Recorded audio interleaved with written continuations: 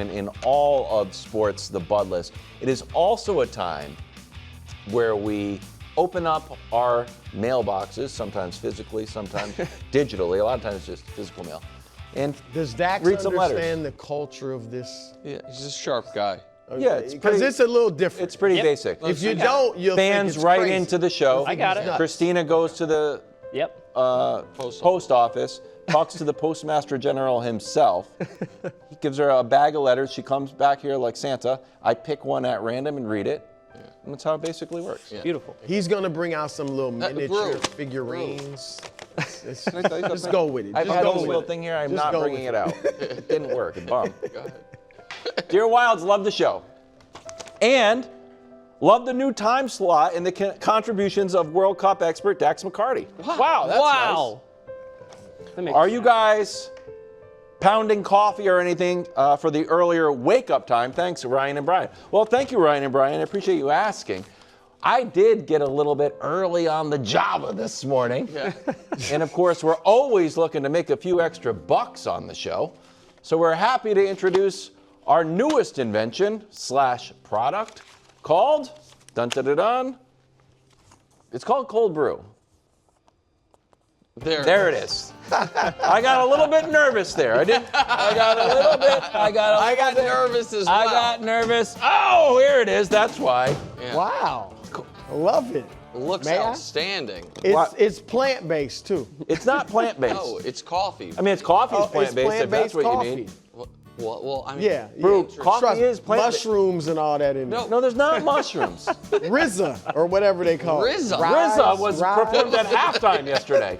It's mushroom coffee. No, it's Brew, not. Why do you keep saying it's my drink. I know what it is. It's not mushroom It's coffee. cold mushroom coffee, and it's great for All you. right, That's how I got rid of most of that belly that Cowboy Brew had. Now now we're gonna get sued. I don't think you can target fat deposits on your body. All right, time for the Bud List. Thank you, Wild. That was a disaster. You put effort into that. I appreciate it. All right, here we go. Speaking of effort, number 3, Christian Pulisic. All right, look, 27 years old, smack dab in the middle of your prime, the best American player on earth in terms of soccer, and on the trajectory to be maybe the best American player, period. Been a rough year. Yep. Right? You had injuries. AC Milan kind of derailed that season. You went in this slump, 21 straight games for Team USA without scoring a goal. But you broke out of it just in the nick of time. And if you can lead Team USA to a deep run. Now, we've been eliminated, knocked out in the round of 16 the last 3 World Cups. If you can lead us on a great deep run, we're not even asking to win it. Yep. Like, with a deep run, then maybe at the young age of 27, do you already solidify best American player ever? Yeah. Christian, I love your name, and I believe in you. All right, at number 2. It's amazing. De'Aaron Fox. De'Aaron, look, I'm old school. I'm about tough love. All right, so I know I came down on you hard earlier in the show for your 3 gaffes at the end of the game that contributed to the biggest collapse in the history of the NBA Finals. But you are a very good player, 2-time All-Star. He did hit a couple clutch buckets last night. I give you that right. We don't forget about all that. But now is the time for redemption. Absolute redemption. And remember, and I brought this up, and I'm not trying to get you out of San Antonio because I think you're very good.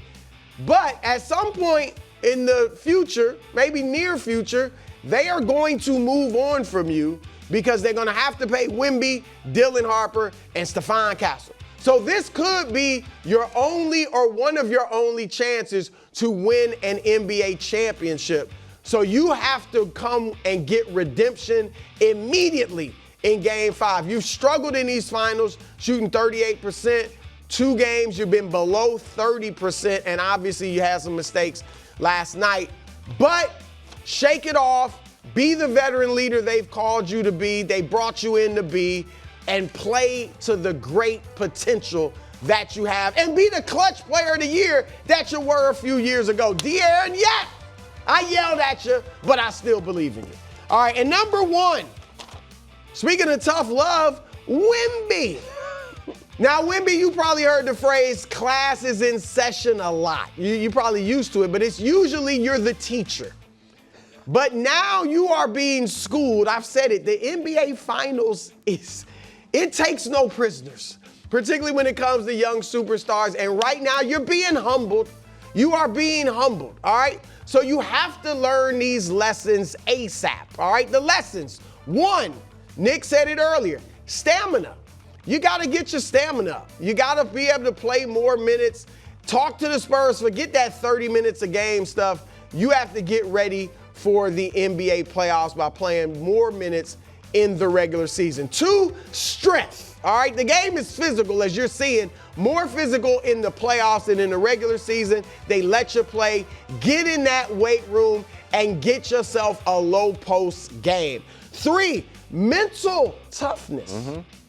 Because you did choke last night in those free throws. I mean, you missed one, okay, it happens, but you missed both of them. You're too good for that. Maybe go see the Monks again this summer. You know, in between workouts, go see the Monks, get a little deeper and stronger mentally.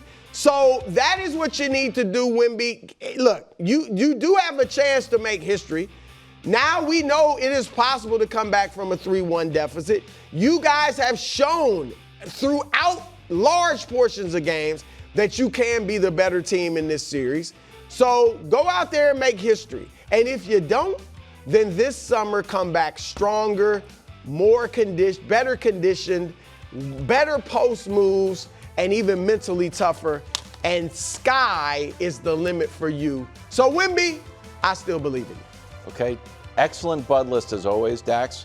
This is your first appearance on the Bud list.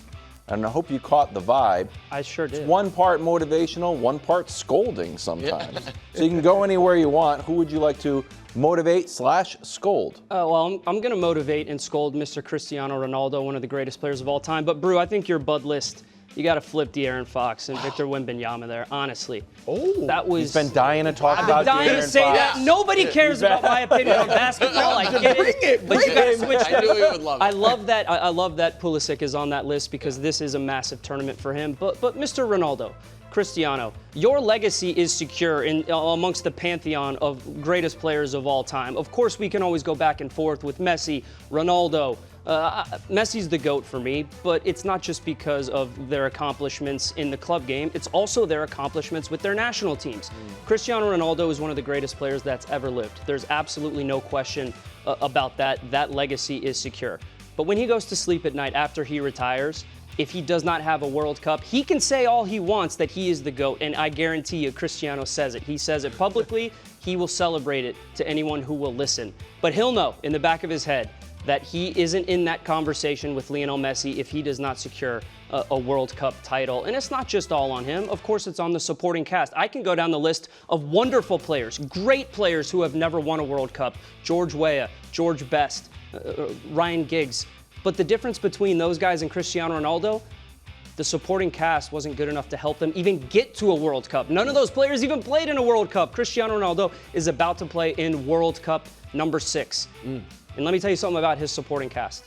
It is one of the best in the entire tournament. If you can make an argument that Portugal and the talent that they have is second to maybe France. Really? So wow. I don't want to hear about Cristiano Ronaldo needing more support, more help. They have the best midfield in the entire World Cup. You have Bernardo Silva, Vitinha, João Neves, Bruno Fernandes, all 4 midfielders playing at a world-class level, providing service. Cristiano, you'd have no excuses. We showed the clips against Nigeria yesterday, and it's almost like the Monstars went and zapped all of his powers. This is his bread and butter right here. Cristiano, that is why you are on the field for Portugal. You score those goals in your sleep. That's just not good enough. And so his World Cup legacy is fundamentally, absolutely on the line. His ego won't let him come off the bench. I would prefer him to be in a super sub role. I would prefer him to be able to be on the bench, come into a game if they need a goal. And this type of stuff, that ball was a little bit behind him, but the Cristiano Ronaldo of a couple of years ago buries these. A couple of World Cup stats. I know people love stats. Cristiano Ronaldo, he has scored in the most World Cups all time. Scored in 5 World Cups. Fantastic. He has 8 goals in the World Cup. All of those goals have come in the group stage. He hasn't scored 1 goal in the knockout round. You got the clutch gene. He's had the clutch gene for his club teams. He's won multiple Champions Leagues, Premier League titles. He's won everywhere he's been, but he has not had the clutch gene in the World Cup. And Portugal, he's made the semifinal 1 time. He has never made a World Cup final. The most he's gotten since 2006 has been back to a quarterfinal. You want to be considered the GOAT? You want to have your Portuguese legacy secure in world football? You have to show up. You have to perform. You have to be the player that you were when Portugal was dominating and winning things. But the World Cup, that is where the biggest players and the biggest stars are made. The pressure's on Cristiano. Wow. Man, excellent. That's an That's a heck of a Bud Bud List List debut. Outstanding. It was Real hard. talk. It was hard to follow you up. That was you did it. You did it. appreciate That was great. That was great. Okay. It's time now for the sports media ombudsman. Now, also between inspiring players and occasionally motivating players, or scolding players, we also just randomly do a sports media ombudsman. Yeah. He scolds media. So this is a little media and a little fan that we're going to discuss here. So I'm a millennial. Are you sure? Yeah, born in You're a 1984. grandfather. I'm a grandfather. I'm also a millennial. Born in 1984. I think millennials an underrated generation, particularly compared to, well, really any of them. I think it might be the GOAT generation. This is Really? the millennial side of the table. With that That's said, the first time with I've that- never heard that. Yeah, I understand. heard it. Tom Brokaw's thought about with that said, Okay. problem millennials have. I think young people call it gatekeeping. I call it yes. being a hipster. Nowadays, you hear the word hipster, you think people are drinking fancy coffees Mushroom in Brooklyn. coffee. Exactly. Yeah. Cold That's not what hipster meant to me when I was growing up. Hipster was this person. Loved a band when they were playing for 75 people in a free admission. But then all of a sudden they got a big break, they became popular, and those people were like, you can't be, you weren't a fan before. That's my band. That's what a hipster was. Okay. Don't be a soccer hipster. Don't be somebody, the World Cup is the greatest tournament in sports. Preach. Of course, there are people that live and die with professional football, soccer, year-round. Those people, for them, this is their Christmas and only comes once every 4 years. Of course, this tournament is for them. There are also folks who can't name 5 players in this tournament who are excited to watch it. If you are one of the former, do not condescend to one of the latter. Open the tents up and embrace this tournament for what it is. Not only the world's greatest tournament, but a very unique blending of international cultures, the likes of which has been best demonstrated by some German fella named Freddie on Twitter. Oh, this guy's just dominating. This German fella, Brew, flew into Atlanta to watch his German soccer team play and then decided, I'm driving through the South and I'm going to take you on the tour with me. And guess what? He loves it. Atlanta, it's so green, it's crazy. Feels like you're in a forest the whole time, says Freddie, our German friend. He keeps going. Our last 2 stops were leaving Atlanta. Some Stranger Things filming locations, the MLK National Historical Park. Can't get that in Berlin. He's on his way to. Why is every second comment telling me to go to strip clubs? Is this normal activity to do in America? It may be. So you're going to Atlanta to Houston? Sure. Found a German village in the mountains of North Georgia. That won't surprise me. I feel right at home. He also loves Taco Bell and Wendy's and all this. Buc-ee's. Dude, LMAO, this is a gas station? Oh, that's right. He is having the time of his life. And this is what really, this last one warmed my heart. He talked about how beautiful the place he's staying is. Fairhope, Alabama. It's just like, hey, stumbled upon a small town in America, I'm loving it. That's what this tournament's about. You got people coming from all over the world. It's held in the U.S. It's the second time in my lifetime, first time since I was a little kid. Everybody celebrating the sport and celebrating all these people coming together, whether you're a diehard soccer fan or not. Excellent. Shout out to Freddie. Good job. Yeah. Bonus take, even though we're tight on time, still going to get in the bonus take. Yeah. On the Bud List bonus take, France. France first matchup against Senegal. We're thinking about going to that game in New Jersey on Tuesday. We just saw basketball's #1 Frenchman melt down in the metropolitan region. Now they're playing Mane, veteran. I'd be worried about it. Bonus take. France, you're on the bud list. Real take. Lamine Yamal. Guy's only 18. Everyone's saying, you know what? Might be the best player in the entire tournament. Maybe. And the odd part is, there is a historical precedent for being a teenager and dominating the World Cup. Most notably, Pele. He was pretty good for Brazil when he was 17 or 16? 17. But Mbappe did it Mbappe too. did it when he was 19. So now it's Yamal. One issue here, and I've been spotting this across sports, and I don't know what's going on. Year of the hamstring. Yeah. Yamal hurt his hamstring taking this penalty kick in April. So Barcelona shuts him down. Like, well, maybe he'll pop up for some big events. Like, nope.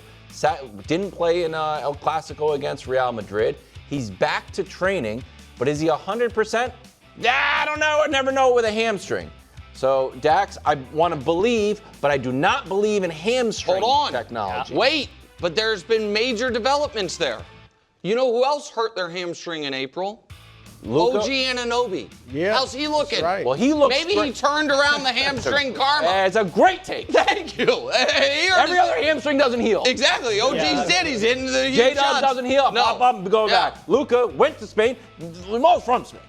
That is the most valuable hamstring in the World Cup. So what do you think? There's some talk like, hey, their first game Cape Verde Monday in Atlanta. They don't need it for that. No. Like sit him for that? Yes. We're not going to see him till Absolutely knockout wait. round? Yeah, they got plenty of time. In a fairly easy group,